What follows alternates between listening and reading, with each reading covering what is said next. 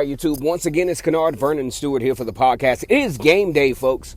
Auburn versus Georgia. The Deep South's oldest rivalry will be taking place this afternoon between the hedges in Athens, Georgia, a place where Auburn has not won since 2005. Go ahead and like the video, comment, and subscribe to Vernon Speaks Sports Auburn. Let's get the conversation going. These are the final thoughts heading into one of the most important early season games in the SEC, in the country. Number 4, Georgia, taking on number 8 or number 7, whatever poll you're looking at, Auburn. A top 10 matchup between bitter rivals, but Georgia's had the best of Auburn. And as always, it's great to be an Auburn Tiger War Eagle. A couple of storylines surrounding these games as I give my final thoughts before Auburn takes on Georgia between the hedges in Athens. Number one, Georgia and Auburn are constantly in recruiting battles throughout the particular state. If you look at Auburn's roster, pretty much a good percentage of Auburn's rosters come from the state of Georgia, especially in Gwinnett County, especially in Middle Georgia, Peach County, some of those counties where, you know, Auburn has developed a pipeline. And plus, from a convenience standpoint, yeah, they know Georgia's saturated with 5 4-star recruits. Auburn is not too far from home, still a SEC team that is featured pretty much every week because of not only who they are, but because of the schedule.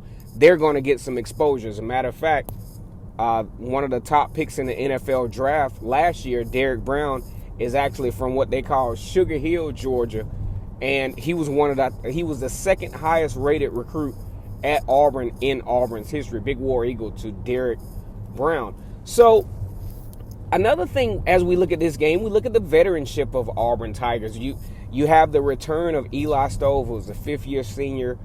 He had an ACL injury. He's been around the program for a nice percentage of Gus Malzahn's tenure. Been there since 2016. As a matter of fact, out of Niceville, Florida, a 4-star recruit, is known for his speed, was especially known for his ability to execute the jet sweep. But in last week's game, you saw him as a route runner. You saw him catching passes. So Eli Stove has all of a sudden become a more viable factor in the pass game. It's going to be interesting to see how he's utilized this week. And just to recap some of the things that we talked about this week.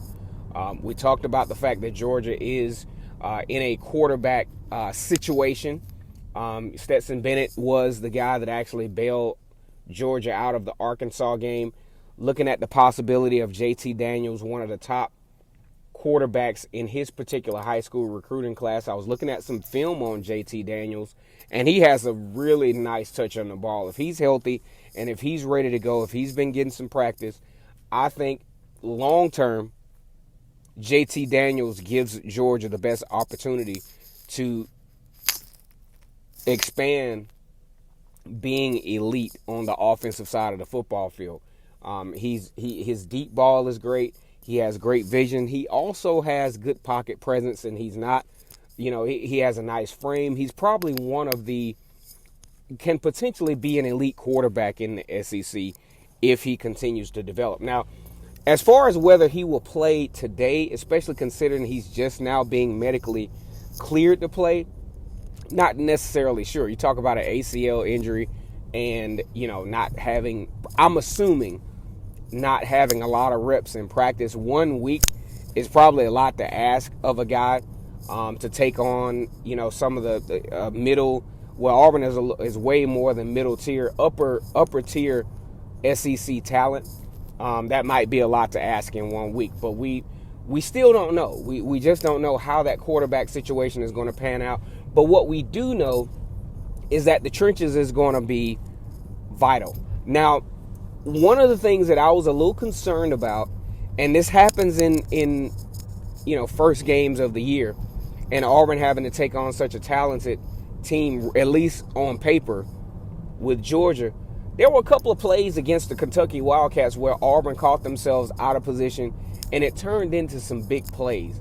And these are some things that Auburn absolutely cannot allow. They got to keep their heads on the swivel. Owen Pappo got caught in a in a down block in that first touchdown by Smoke from Kentucky. Several times the secondary gave up big plays, very synonymous to some of the big plays that were given up in the Oregon game. And then lo and behold, in the second half, it was straight lockdown. Auburn needs to go in lockdown mode from the beginning of the game. You do know you have weapons at Georgia with George Pickens and Zamir White.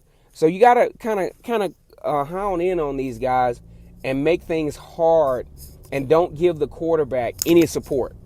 Put this game in, when you think about it, put this game in whoever the quarterback is hands. Don't allow his help to bail him out. Kind of like what Alabama used to do with Jalen Hurts. Don't allow his help to bail him out. Expose whoever the quarterback is and make them beat you. Because if don't let Zamir White beat you. That's the obvious choice here. So this game takes place 7:30 Eastern Time, 6:30 Central. Go ahead and get your tailgate and stuff ready. Go ahead and get your rotel dip and chicken wings and all that stuff going. This is going to be a long Saturday afternoon. Got a lot of great games going on in the SEC. Really excited to have SEC football back. Big shout out to all the fans that have stopped by Vernon Speaks Auburn and given some love, given some comments, and all of that. Want you guys to continue to come. As a matter of fact, Auburn takes on Arkansas next week. If there are any I know of one Arkansas podcast, the Tex Hogs podcast, which I know I'm going to have him on next week. But if there are any Arkansas people that want to get on, I can send you the link and we can get on. Also, this afternoon, I do plan to do a live stream. I'm going to do one way or the other, but the extra one is going to be at halftime. But there's definitely going to be a live stream post game. So I'm going to send a link.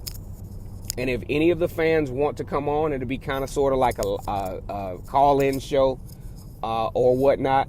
I'm going to send the link. And if you click on the link on your computer, it will come up. And I can actually invite you to join the show tonight. And it's going to be late tonight because the game starts at 7:30, 6:30, depending on where you are. And probably won't end till upwards of 12 o'clock. At the latest, especially if you're in the Eastern time zone. All right, guys, that's my time here for the moment, man. Really excited about this particular football game. Big shout out to the SEC, Auburn, and Georgia, the primetime game tonight. Go ahead and like the video, comment, and subscribe to Vernon Speaks Sports Auburn. And as always, it's great to be an Auburn Tiger, War Eagle.